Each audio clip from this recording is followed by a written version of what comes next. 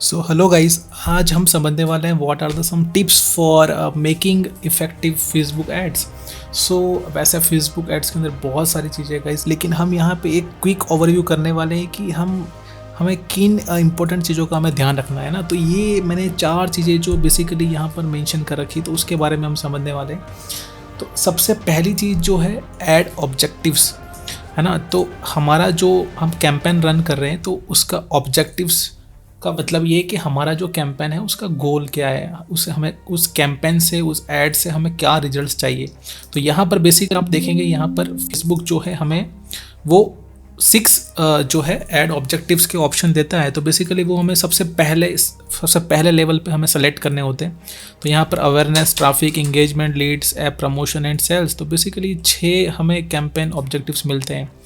तो हमें सबसे पहले ये पता होना चाहिए कोई भी कैंपेन रन करने से पहले कि हमारा जो ऐड हम ये कैंपेन बना रहे हैं, तो उसमें हमें एट द एंड क्या रिजल्ट चाहिए। हमें लीड्स चाहिए, हमें ब्रांड का प्रमोशन अवेयरनेस करना है, हमें ट्रैफिक जनरेट करके अपनी वेबसाइट पे ले जाना है, या हमें इंगेजमेंट क्रिएट करना है, लीड्स जनरेट करनी है, अपनी एप्लीकेशन को प्रमोट करना है, या सेल्स मतलब हमें कोई कन्वर्जन के लिए हमें कोई एड्स रन करने हैं। तो ये मेक श्योर कि हमें ये सारी 6 के 6 कैंपेन के बारे में बहुत अच्छे से पता होना चाहिए कि कब हमें कौन सा कैंपेन चूज़ करना है। ठीक है, इसके बाद में हम आ जाते हैं ऑडियंस टारगेटिंग के अंदर। तो ऑडियंस टारगेटिंग एक बहुत इंपॉर्टेंट रोल प्ले करता है। अगर हम कोई कैंपेन रन कर रहे हैं, हम कितना भी अच्छा ऐड क्रिएटिव बना ले, कितना भी सही तरीके से हम ऑब्जेक्टिव सेलेक्ट कर ले, बट जब तक अगर हमारा ऑडियंस टारगेटिंग अगर हमारा गलत हो गया, तो हमारा टोटली मनी भी वेस्ट होगा एंड हमारा टाइम भी वेस्ट होगा, राइट। तो ऑडियंस टारगेटिंग में हमें सबसे इंपॉर्टेंट जो बेसिक टारगेटिंग के ऑप्शंस मिलते हैं, लाइक लोकेशन के बेस पे हम अपने ऑडियंस को टारगेट करेंगे, एज के बेस पे एंड जेंडर के बेस पे एंड डिटेल टारगेटिंग। तो बेसिकली ये बेसिक टारगेटिंग के अलावा डिटेल टारगेटिंग के बारे में बात करेंगे। तो बेसिक टारगेटिंग में हमें 3 चीज़ें पता होनी चाहिए अपने टारगेट ऑडियंस के बारे में, कि वो अपना टारगेट ऑडियंस का क्या लोकेशन है, वो कौन सी एज कैटेगरी के अंदर में आता है हमारा टारगेट ऑडियंस, एंड उसका क्या जेंडर है। लाइक हमारे लिए जो ऑडियंस है वो मेन हमारा ऑडियंस है, या वुमेन है, या दोनों ही हमारे ऑडियंस है। एंड उसके बाद में हम इसी ऑडियंस को थोड़ा और डिटेल में जाके डिटेल टारगेटिंग कर सकते हैं, इंटरेस्ट के बेस पे, बिहेवियर के बेस पे एंड डेमोग्राफिक्स के बेस पे। तो ये चीज़ का कॉन्सेप्ट हमें अच्छे से पता होना चाहिए। तो ये हम कब अच्छे से कर पाएंगे ऑडियंस टारगेटिंग, जब हम अपने कस्टमर को बहुत अच्छे से जानते होंगे, हमारे टारगेट ऑडियंस के बारे में जब हमें बहुत अच्छे से पता होगा।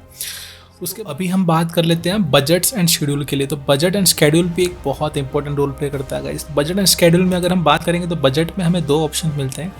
First one is daily budget and second is life time budget. अब डेली बजट और लाइफ टाइम बजट में क्या डिफरेंस है। डेली बजट जैसे हमें नेम से ही हमें रेफरेंस मिला, डेली बजट का मतलब है कि हम फेसबुक एड कैंपेन को बता रहे हैं बेसिकली कि हमारा डेली बजट कितना है, मतलब हम डेली कितना बजट स्पेंड करना चाहते हैं, उसके अकॉर्डिंग वो हमारा जो कैंपेन है रन करेगा। लाइफ टाइम बजट में हम जो भी हमने एक न्यू एड कैंपेन क्रिएट कर रहे हैं, उस पर्टिकुलर कैंपेन का लाइफ टाइम बजट कितना है, मतलब वो कंप्लीट कैंपेन का बजट हमारे पास कितना है, तो वो हम पूरा एक ही बार में इसको बता देंगे। तो ये दोनों अलग अलग ऑप्शन है। लेकिन डेली बजट में क्या होगा, हम जो स्पेसिफाई जो हम बजट बताएंगे उसके अकॉर्डिंग वो ऐड रन करेगा।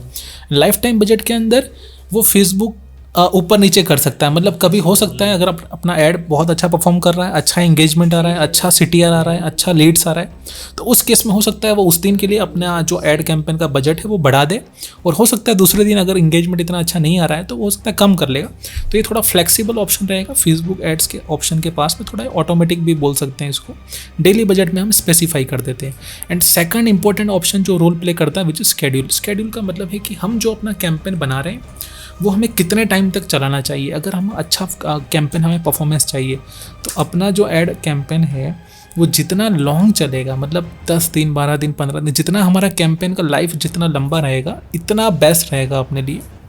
इसका रीज़न क्या है, बिकॉज जैसे ही हम कोई नया फेसबुक कैंपेन हम क्रिएट करते हैं, तो स्टार्टिंग के जो 4 to 5 डेज रहते हैं गाइस, वो लर्निंग पीरियड में होता है। इसको हम फेसबुक का लर्निंग फेज बोलते हैं बेसिकली, जिसमें हमने जो एड ऑब्जेक्टिव्स ये सारे सेलेक्ट कर रखे हैं, हमने जो ऑडियंस का टारगेटिंग कर रखा है, तो उसके बेस पे ये सारी जो लर्निंग करने में फेसबुक को 4 to 5 डेज स्टार्टिंग लग जाता है। तो उस जो स्टार्टिंग फेज़ होगा उसमें हमारा जो ऐड है वो इतना अच्छा परफॉर्म नहीं करेगा।